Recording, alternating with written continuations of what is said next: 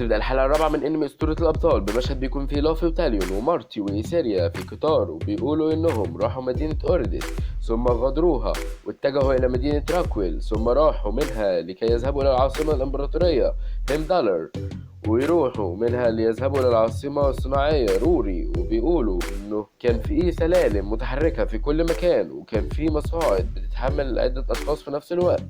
بيقولوا انه لكل مكان عدوا عليه ذكرهم بمدى ثراء وقوة الامبراطورية، وكانت كل مدينة كانوا بيعدوا عليها كانوا بيتحدثوا عن بطلهم. وكان مارتي بيقول انهم لم يمتلكوا ادنى فكرة عن البطل الامبراطوري حتى الان. بتعلق إيسيريا وبتقول وهي بتبص في المجلة وبتقول ان في هذه قرية جبلية مكان لازم على كل العذراء تروح تذهب إليه، وبتقول إنه هو الينابيع الحارة. وبينتهي المشهد الأول على كده. وقبل ما نبدأ الفيديو ما تنساش إنك تشترك في القناة وتفعل زر الجرس علشان يوصلك كل حلقة هنزلها، وما تنساش اللايك لو عجبك الفيديو أو ديسلايك لو ما عجبكش الفيديو، وما تنساش تقول لي رأيك في الكومنت علشان تشجعني أستمر. ولو عندك ملحوظة على الفيديو قولي.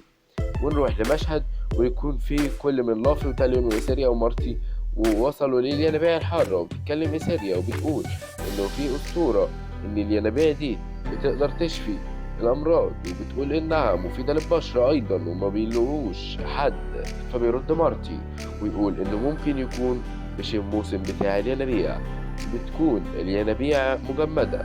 وإيسيريا بتقول انظر يا لافي إنه أجنحة العنقاء سنبات هنا الليلة. فبيرد تاليون إن هذا مكان ثمنه أكثر من النزل الأخير ب10 أضعاف، وهي بتقول إنهم هيقعدوا الليلة واحدة بس. فبيرد تاليون ويقول لها منين سوف نحصل على الميرا من أجل هذا.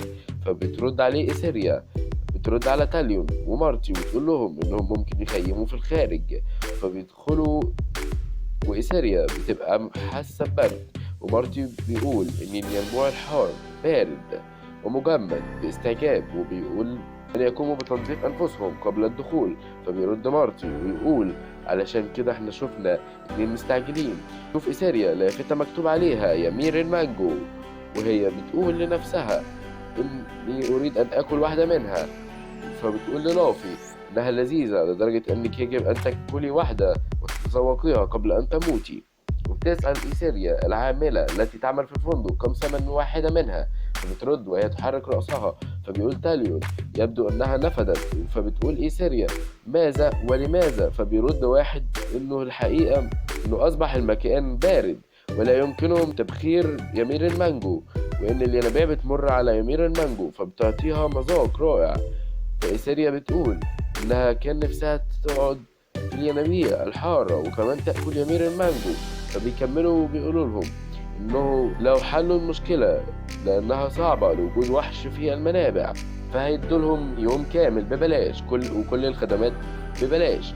فبتتحمس إيسيريا وتقول إنهم هيحلوا المشكلة، وبتقول إنها هي ولافي هيشوفوا إيه المشكلة ويحلوها.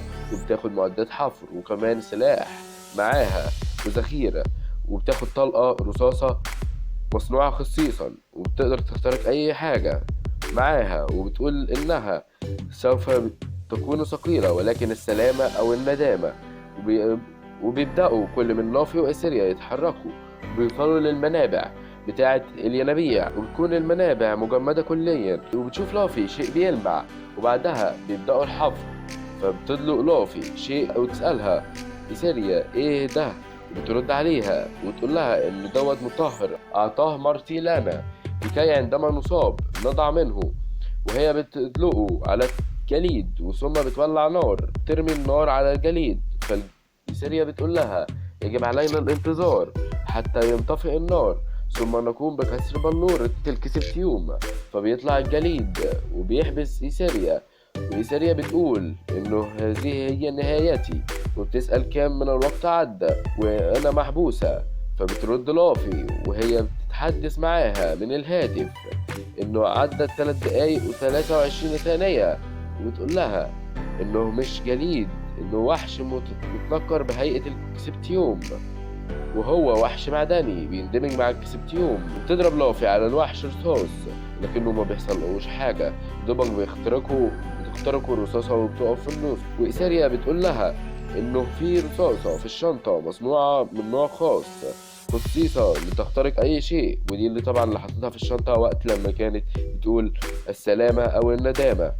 وبتقول لها إنها تاخد الرصاصة، وبتقول إيساريا للافي إنها تتسلق الجبل، وطبعا لافي تتسلق الجبل وبتثبت نفسها بحبل وبتقف وتثبت المسدس ويقعدوا يتكلموا مع بعض.